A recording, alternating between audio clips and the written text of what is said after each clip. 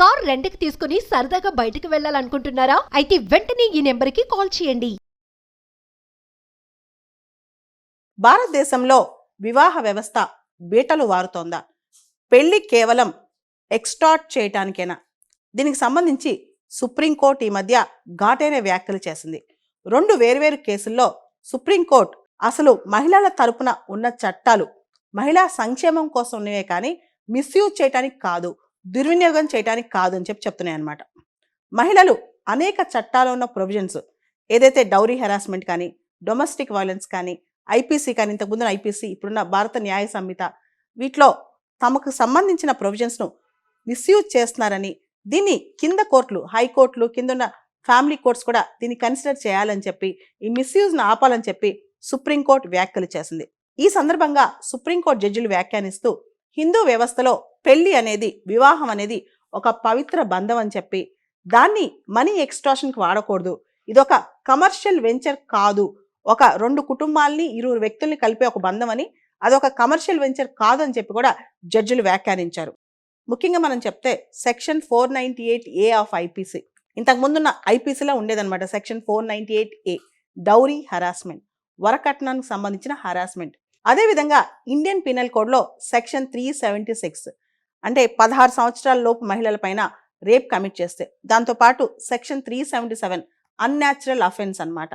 అదేవిధంగా section 506 criminal intimidation. ఈ సెక్షన్లన్నీ కూడా కొంతమంది మహిళలు ఒక ప్యాకేజ్లా వాడి అత్తగారింటి వాళ్ళని, తమకు సంబంధించిన చుట్టాలని, భర్తకు ఎవరైతే సంబంధించిన చుట్టాలు ఉంటారో వాళ్ళకి విషయాల్లో సంబంధం లేకపోయినా వేధించడానికి వాడుతున్నారని, ఈ సెక్షన్లు చాలా మిస్యూజ్ చేస్తున్నారని, భారతదేశంలో మహిళలు వల్నరబుల్గా ఉన్నారు కాబట్టి ఈ సెక్షన్లన్నీ కూడా, చట్టాలన్నీ వాళ్ళ పరంగా ఉన్నాయి, కానీ కొంతమంది మహిళలు వీటిని దుర్వినియోగం చేస్తున్నారని చెప్పి కూడా సుప్రీంకోర్టు జడ్జిలు వ్యాఖ్యానించడం జరిగింది రెండు వేర్వేరు కేసులో. రీసెంట్గా సుప్రీంకోర్టుకు వచ్చిన ఈ రెండు కేసుల్లో, ఒక కేసులో అయితే ఇది భర్తకి భార్యకి ఇద్దరు కూడా రెండో వివాహం అన్నమాట. భర్తకి దాదాపు 5,000 కోట్లు ఆస్తుంది. మొదటి భార్యకి విడాకులు ఇచ్చేటప్పుడు 500 కోట్లు భరణంగా ఇచ్చాడంట. ఇప్పుడు ఏంటంటే నాకు కూడా 500 కోట్లు కావాలని చెప్పి రెండో భార్య అడుగుతుంది. ఎందుకు 500 కోట్లు అంటే, నేను 3 నెలలు కాపురం చేశాను, నాకు ఇప్పుడు విడాకులు కావాలి, నాకు 500 కోట్లు కావాలి అంటే, ఇక్కడ వెల్త్ ఈక్వలైజేషన్ ప్రిన్సిపల్ అన్నమాట. అంటే నా భర్తకి ఎంత ఆస్తి ఉందో నేను కూడా అంతే సమానంగా ఆస్తి కావాలి అని చెప్పి. రీసెంట్గా కూడా కర్ణాటక హైకోర్టు జడ్జి ఒక మహిళని చాలా సీరియస్గా క్రిటిసైజ్ చేసింది అనమాట. ఆ కేసులో ఏం జరిగిందంటే, ఒక అమ్మాయి నెలకి తనకి 6 లక్షల రూపాయల మెయింటెనెన్స్ కావాలని అడిగింది అనమాట. అసలు ఇది సరిపోద్దా నీకు 6 లక్షల రూపాయలు కావాలంటే, నీకు అంతగా నెలకు 6 లక్షలు కావాలంటే సంపాదించుకో, కష్టపడని చెప్పింది అనమాట. సో ఈ విధంగా పెళ్లి విడాకులు అనేవి ఒక కాంట్రాక్ట్ అయిపోయినాయి, కమర్షియల్ వెంచర్స్ అయిపోయినాయి. అంతేకాదు విడాకులు అంటే నాకు ఎన్ని లక్షలు ఇస్తావు నెలకి భరణంగా అని అడుగుతున్నారు. అంతేకాదు యాలిమోని, ఆస్తుల్లో వాటా. ఈ కేసులో ఏమవుతుందంటే, వాళ్ళ ఇన్కమ్ చూపిస్తున్నారు, వాళ్ళ ఆస్తులు చూపిస్తున్నారు, వాళ్ళ ఫ్యామిలీ స్టేటస్ చూపిస్తున్నారు. ఇవన్నీ చూపించి మాకు ఇంత కావాలి, సగం మాకు కావాలి అని అడిగేసి పెద్ద పెద్ద కంప్లైంట్లు ఇస్తున్నారనమాట. Supreme court judges justice BV Nagarathna, justice Pankaj Mittal, justice Koteshwar Singh వీళ్ళందరూ వ్యాఖ్యానిస్తూ ఈ చట్టాలు అనేవి ఏవైతే మహిళల పరంగా ఉన్నాయో, మహిళలకు సపోర్ట్గా ఉన్నాయో, వీటి యొక్క పూర్తి ఉద్దేశాన్ని మహిళలు అర్థం చేసుకోవట్లేదు.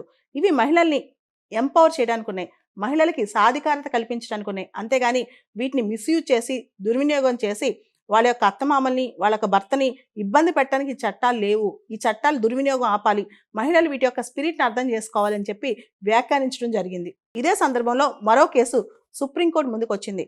ఎవరైతే ఒక అమ్మాయి ఉందో, విక్టిమ్ అని చెప్పుకుంటుందో, ఆ అమ్మాయి అత్తమామల పైన, భర్త తరపు బంధువుల పైన అందరి మీద కేసులు పెట్టింది. కానీ వాళ్ళు నిజంగా అమ్మాయిని హరాస్ చేశారు అనడానికి ఎక్కడ సాక్ష్యాలు లేవు, ఒట్టిగా జనరల్గా హరాస్ చేశారని చెప్పింది. సుప్రీంకోర్టు చెప్పింది దీనికి ఉన్న ఎవిడెన్స్ ఏంటి, ఎక్కడ, ఎలా, ఎప్పుడు ఈ హరాస్మెంట్ జరిగింది, ఎటువంటి ఇది లేకుండా బ్లాంకెట్గా హరాస్ చేశారని చెప్పి అందరిపైన కేసులు పెట్టడం. అంటే ఇది ఒక వెపన్ లాగా 498A కానీ ఇలాంటి సెక్షన్లు ఒక ఆయుధంలా వాడి అత్తమామల్ని బాధ పెట్టడానికి, వాళ్ళని మెంటల్ ట్రామాకు గురి చేయడానికి చేస్తే మాత్రం ఇది తప్పు అని చెప్పి కూడా సుప్రీంకోర్టు చెప్పింది. ఆడపిల్లలకి ఏదైతే పర్సనల్ వెండేటా, పర్సనల్ స్కోర్స్ అంటే ఏదైతే పర్సనల్ రివెంజ్ ఏదైతే భర్త పైన, అత్తమామల పైన, ఫ్యామిలీ మెంబర్స్ పైన ఉందో, ఆ రివెంజ్ తీర్చుకోవడానికి చాలా సందర్భాల్లో అల్టీరియర్ మోటివ్తో ఇలాంటి కేసులు పెడుతున్నారని కూడా సుప్రీంకోర్టు వ్యాఖ్యానించింది. ఈ విషయంలో కింద కోర్టులు కాషియస్గా ఉండాలని చెప్పి, ఇలాంటి కేసుల్ని డెసిషన్ ఇచ్చేటప్పుడు చాలా ఆలోచించి డెసిషన్ ఇవ్వాలని చెప్పి కూడా సుప్రీంకోర్టు ఈ కేసులో వ్యాఖ్యానించింది. సుప్రీంకోర్టు చేసిన ఈ వ్యాఖ్యల వెనక ముఖ్య ఉద్దేశం ఏంటి, బలమైన ఉద్దేశం ఏంటి? ఏదైతే చట్టాలు మహిళల కోసం చేశారో, ఏదైతే చట్టాలు మహిళా సాధికారత కోసం చేశారో, ఆ చట్టాల్ని మహిళలు దుర్వినియోగం చేయకుండా, ఆ చట్టాల్ని రివెంజ్ కోసం వాడకుండా, అంతేకాదు 21st సెంచరీలో చాలా మంది మహిళలు ముందుకెళ్తున్నారు, చదువుకుంటున్నారు. వీళ్ళందరూ కేవలం అత్తమామల పైన, భర్త పైన రివెంజ్ కోసం మాత్రమే చట్టాలు వాడకుండా, మిస్యూజ్ చేయకుండా జాగ్రత్త పడాలని సుప్రీంకోర్టు సూచించింది. భారతదేశంలో వివాహ వ్యవస్థ బీటలు వారుతోందా? పెళ్లి కేవలం ఎక్స్టార్ట్ చేయటానికేనా? దీనికి సంబంధించి సుప్రీంకోర్టు ఈ మధ్య ఘాటైన వ్యాఖ్యలు చేసింది. 2 వేర్వేరు కేసుల్లో సుప్రీంకోర్టు అసలు మహిళల తరపున ఉన్న చట్టాలు మహిళా సంక్షేమం కోసం ఉన్నవే కానీ మిస్యూజ్ చేయటానికి కాదు, దుర్వినియోగం చేయటానికి కాదు అని చెప్తున్నాయి అన్నమాట. మహిళలు అనేక చట్టాల్లో ఉన్న ప్రొవిజన్స్, ఏదైతే డౌరీ హెరాస్మెంట్ కానీ, డొమెస్టిక్ వైలెన్స్ కానీ, ఐపీసీ కానీ, ఇంతకుముందు ఐపీసీ, ఇప్పుడున్న భారత న్యాయ సంహిత, వీటిలో తమకు సంబంధించిన ప్రొవిజన్స్ను మిస్యూజ్ చేస్తున్నారని, దీన్ని కింద కోర్టులు, హైకోర్టులు, కింద ఉన్న ఫ్యామిలీ కోర్ట్స్ కూడా దీన్ని కన్సిడర్ చేయాలని చెప్పి, ఈ మిస్యూజ్ను ఆపాలని చెప్పి సుప్రీంకోర్టు వ్యాఖ్యలు చేసింది. ఈ సందర్భంగా సుప్రీంకోర్టు జడ్జిలు వ్యాఖ్యానిస్తూ హిందూ వ్యవస్థలో పెళ్లి అనేది, వివాహం అనేది ఒక పవిత్ర బంధం అని చెప్పి, దాన్ని మనీ ఎక్స్ట్రాషన్కి వాడకూడదు, ఇదొక కమర్షియల్ వెంచర్ కాదు, ఒక 2 కుటుంబాలని 20 వ్యక్తుల్ని కలిపే ఒక బంధం అని, అదొక కమర్షియల్ వెంచర్ కాదు అని చెప్పి కూడా జడ్జిలు వ్యాఖ్యానించారు.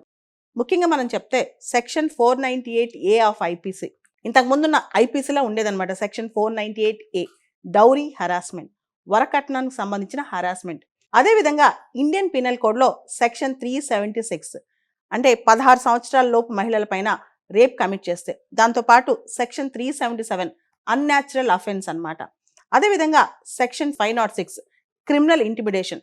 ఈ సెక్షన్లన్నీ కూడా కొంతమంది మహిళలు ఒక ప్యాకేజ్లా వాడి అత్తగారింటి వాళ్ళని, తమకు సంబంధించిన చుట్టాలని, భర్తకి ఎవరైతే సంబంధించిన చుట్టాలు ఉంటారో వాళ్ళకి విషయాల్లో సంబంధం లేకపోయినా వేధించడానికి వాడుతున్నారని, ఈ సెక్షన్లు చాలా మిస్యూజ్ చేస్తున్నారని, భారతదేశంలో మహిళలు వల్నరబుల్గా ఉన్నారు కాబట్టి ఈ సెక్షన్లన్నీ కూడా, చట్టాలన్నీ వాళ్ళ పరంగా ఉన్నాయి, కానీ కొంతమంది మహిళలు వీటిని దుర్వినియోగం చేస్తున్నారని చెప్పి కూడా సుప్రీంకోర్టు జడ్జిలు వ్యాఖ్యానించడం జరిగింది 2 వేర్వేరు కేసులో. రీసెంట్గా సుప్రీంకోర్టుకు వచ్చిన ఈ 2 కేసుల్లో, ఒక కేసులో అయితే ఇది భర్తకి భార్యకి ఇద్దరు కూడా రెండో వివాహం అన్నమాట. భర్తకి దాదాపు 5,000 కోట్ల ఆస్తుంది. మొదటి భార్యకి విడాకులు ఇచ్చేటప్పుడు 500 కోట్లు భరణంగా ఇచ్చాడంట. ఇప్పుడు ఏంటంటే నాకు కూడా 500 కోట్లు కావాలని చెప్పి రెండో భార్య అడుగుతుంది. ఎందుకు 500 కోట్లు అంటే, నేను 3 నెలలు కాపురం చేశాను, నాకు ఇప్పుడు విడాకులు కావాలి, నాకు 500 కోట్లు కావాలి అంటే, ఇక్కడ వెల్త్ ఈక్వలైజేషన్ ప్రిన్సిపల్ అన్నమాట. అంటే నా భర్తకి ఎంత ఆస్తి ఉందో నేను కూడా అంతే సమానంగా ఆస్తి కావాలి అని చెప్పి. రీసెంట్గా కూడా కర్ణాటక హైకోర్టు జడ్జి ఒక మహిళని చాలా సీరియస్గా క్రిటిసైజ్ చేసింది అనమాట. ఆ కేసులో ఏం జరిగిందంటే, ఒక అమ్మాయి నెలకి తనకి 6 లక్షల రూపాయల మెయింటెనెన్స్ కావాలని అడిగింది అనమాట. అసలు ఇది సరిపోద్దా నీకు 6 లక్షల రూపాయలు కావాలంటే, నీకు అంతగా నెలకు 6 లక్షలు కావాలంటే సంపాదించుకో, కష్టపడని చెప్పింది అనమాట. సో ఈ విధంగా పెళ్లి విడాకులు అనేవి ఒక కాంట్రాక్ట్ అయిపోయినాయి, కమర్షియల్ వెంచర్స్ అయిపోయినాయి. అంతేకాదు విడాకులు అంటే నాకు ఎన్ని లక్షలు ఇస్తావు నెలకి భరణంగా అని అడుగుతున్నారు. అంతేకాదు యాలిమోని, ఆస్తుల్లో వాటా. ఈ కేసులో ఏమవుతుందంటే, వాళ్ళ ఇన్కమ్ చూపిస్తున్నారు, వాళ్ళ ఆస్తులు చూపిస్తున్నారు, వాళ్ళ ఫ్యామిలీ స్టేటస్ చూపిస్తున్నారు. ఇవన్నీ చూపించి మాకు ఇంత కావాలి, సగం మాకు కావాలి అని అడిగేసి పెద్ద పెద్ద కంప్లైంట్లు ఇస్తున్నారనమాట. Supreme court judges justice BV Nagarathna, justice Pankaj Mittal, justice Koteshwar Singh వీళ్ళందరూ వ్యాఖ్యానిస్తూ ఈ చట్టాలు అనేవి ఏవైతే మహిళల పరంగా ఉన్నాయో, మహిళలకు సపోర్ట్గా ఉన్నాయో, వీటి యొక్క పూర్తి ఉద్దేశాన్ని మహిళలు అర్థం చేసుకోవట్లేదు. ఇవి మహిళల్ని ఎంపవర్ చేయడానికి ఉన్నాయి, మహిళలకి సాధికారత కల్పించడానికి ఉన్నాయి. అంతేగాని వీటిని మిస్యూజ్ చేసి, దుర్వినియోగం చేసి వాళ్ళ యొక్క అత్తమామల్ని, వాళ్ళ యొక్క భర్తని ఇబ్బంది పెట్టడానికి ఈ చట్టాలు లేవు. ఈ చట్టాలు దుర్వినియోగం ఆపాలి, మహిళలు వీటి యొక్క స్పిరిట్ని అర్థం చేసుకోవాలని చెప్పి వ్యాఖ్యానించడం జరిగింది. ఇదే సందర్భంలో మరో కేసు సుప్రీంకోర్టు ముందుకు వచ్చింది. ఎవరైతే ఒక అమ్మాయి ఉందో, విక్టిమ్ అని చెప్పుకుంటుందో, ఆ అమ్మాయి అత్తమామల పైన, భర్త తరపు బంధువుల పైన అందరి మీద కేసులు పెట్టింది. కానీ వాళ్ళు నిజంగా అమ్మాయిని హరాస్ చేశారు అనడానికి ఎక్కడ సాక్ష్యాలు లేవు, ఒట్టిగా జనరల్గా హరాస్ చేశారని చెప్పింది.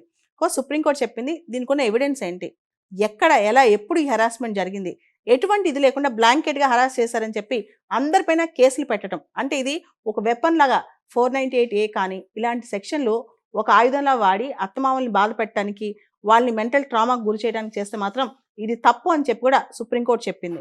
ఆడపిల్లలకి ఏదైతే పర్సనల్ వెండేటా, పర్సనల్ స్కోర్స్ అంటే ఏదైతే పర్సనల్ రివెంజ్ ఏదైతే భర్త పైన, అత్తమామల పైన, ఫ్యామిలీ మెంబర్స్ పైన ఉందో, ఆ రివెంజ్ తీర్చుకోవడానికి చాలా సందర్భాల్లో అల్టీరియర్ మోటివ్తో ఇలాంటి కేసులు పెడుతున్నారని కూడా సుప్రీంకోర్టు వ్యాఖ్యానించింది.